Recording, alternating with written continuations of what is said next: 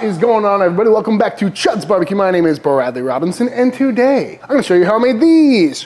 Beautiful, delicious, smoky, glazed, spicy, amazing jalapeno pepper jelly spare ribs. Coming up.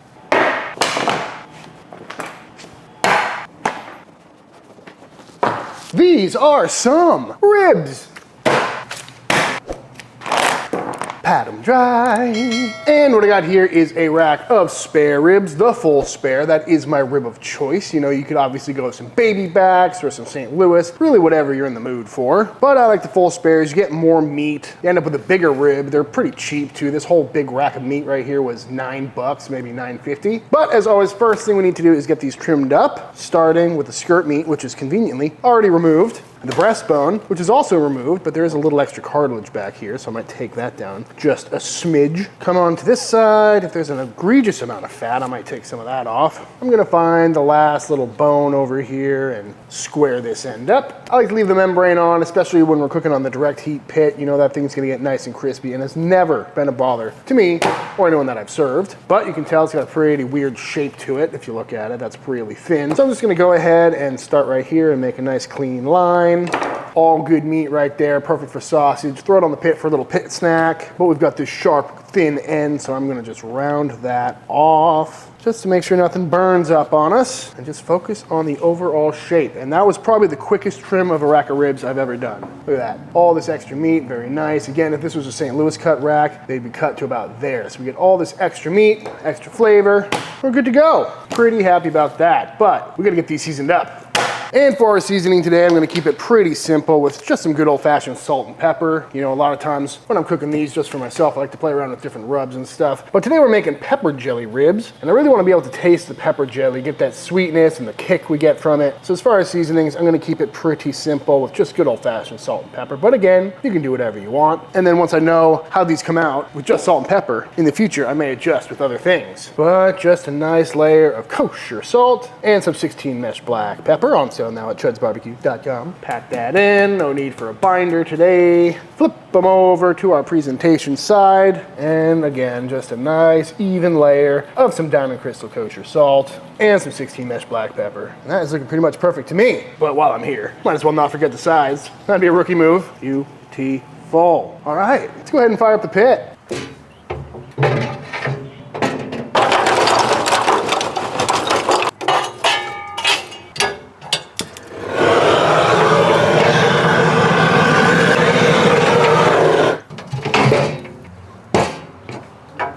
And on the pit we go. Got this Chud box fired up to about 300 degrees, which is typically where I like to cook for a nice rack of direct heat spare ribs. And we're gonna do a pretty simple hot and fast cook on these. Should only take a couple hours, but check back in on these in a little bit, probably give them a flip. And while we wait for those ribs to cook, let's go ahead and get our pepper jelly made, which luckily I got started yesterday. These are some peppers.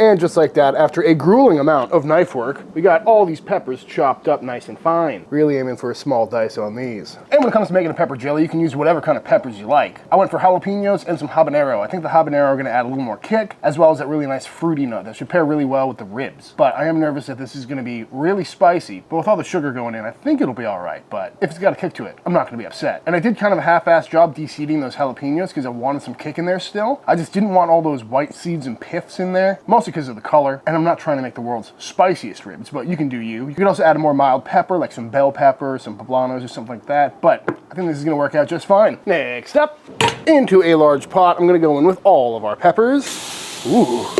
As well as 1 cup of apple cider vinegar. So we're just gonna let this come up to a boil. I'm also gonna throw in a pinch of salt while I'm here. Why not? I know it's a sweet dish, but a little salt never hurt anybody. And I should mention that you can definitely chop these up in a food processor. I really wanted to do that. It would have saved me a lot of time and been a lot easier, but I think you'd end up with more of an applesauce texture at the end that way because it gets so blitzed up. And I think these little chunks, if they survive the cooking process here, will look pretty nice on these ribs. But full transparency, the reason I didn't use a food processor is because I thought it would look better on camera if I had a knife chop sequence. So you're welcome. And now that this is up to a boil, I'm gonna go ahead and throw in all of my pectin. And that's what's gonna make this into a jelly. Cook it for another minute or two. And now that it's back up to a boil, everything is looking really good. Time to go in with a whole bunch of sugar. That's a lot. Gotta be done. Oops. Now I'm gonna stir this in and just keep cooking it until everything is nicely dissolved and comes back up to a boil. And once up to a boil, I just tempt it. It's around 220 degrees. And I'm gonna kill the heat and let this cool down. And be careful, because this stuff is really hot sugar, and that is absolutely terrifying. It'll burn the hell right out of you. So let this cool down, and I'm gonna transfer it into a container. And I should mention, I'm really glad that I did this outside, because cooking down that many hot peppers would probably ruin the entire experience of living inside if you did it in there. And once cooled down just a little bit, I'm gonna do my best to get this all into the container without spilling it all over the place. And just like that, all our pepper jelly is ready. I'm gonna pop some lids on these and stick them in the fridge to let them firm up overnight. And after chilling in the fridge overnight, this is what we're left with. Clearly jellified. And looking pretty thick. A little too thick, I'm concerned about, but we'll deal with that when we get to it. But first, Bones, you wanna come try this? So I put like 47 jalapenos and like 15 habaneros in there. So thick. I think I may Seems like it'd be too spicy, but I mean, that would be a good jelly for like a charcuterie board or something that would like spread on toast, but maybe when it's warmed up, it'll spread on ribs better. That's not too spicy. Ooh, there it is.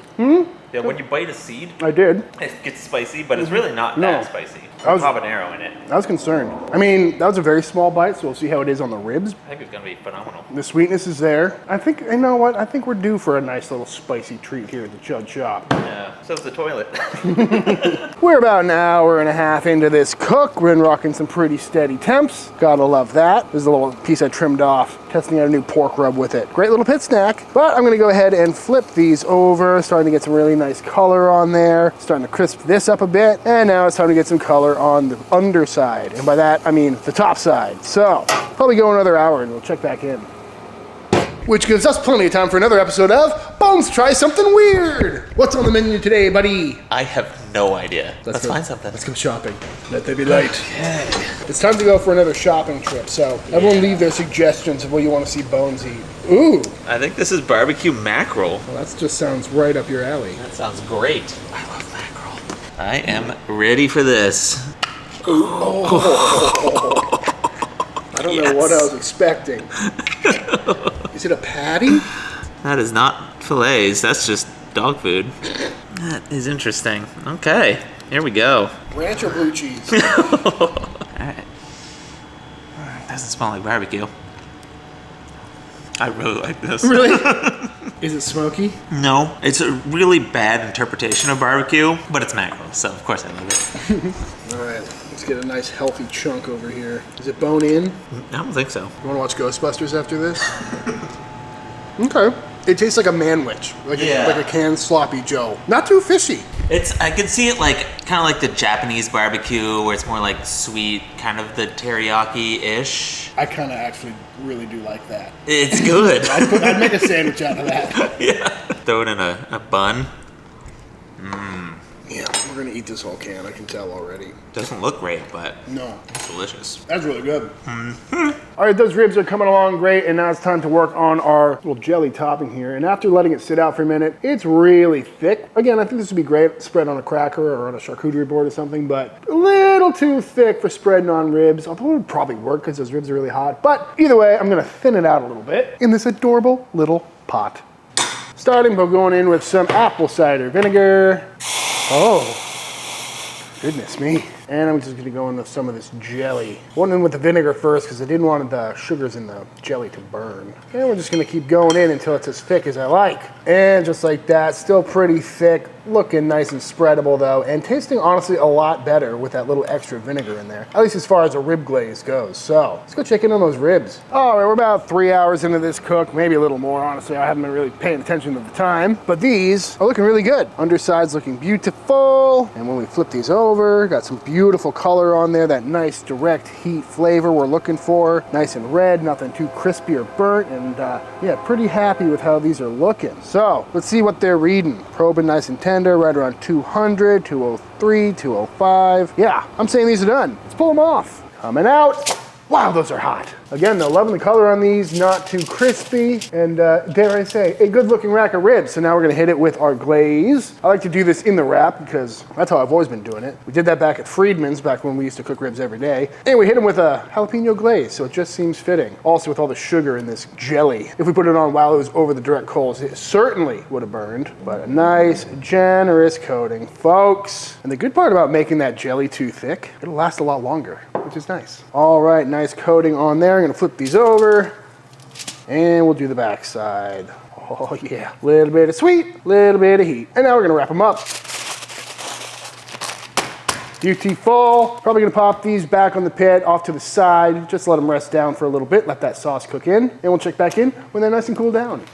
All right, y'all, these ribs have rested down fully and are feeling nice and floppy. So out they come. Again, I put these back on the pit for just a little bit to kind of warm up that glaze, and then pulled them off, let them rest down to around 150 degrees or so. And now we're gonna do this, because obviously, oops, oh no. Get all that flavor out of there. Feeling nice and sticky though, looking just beautiful. Nice, juicy, glistening ribs. Nothing wrong with that. So now I'm gonna flip these over and carve them up.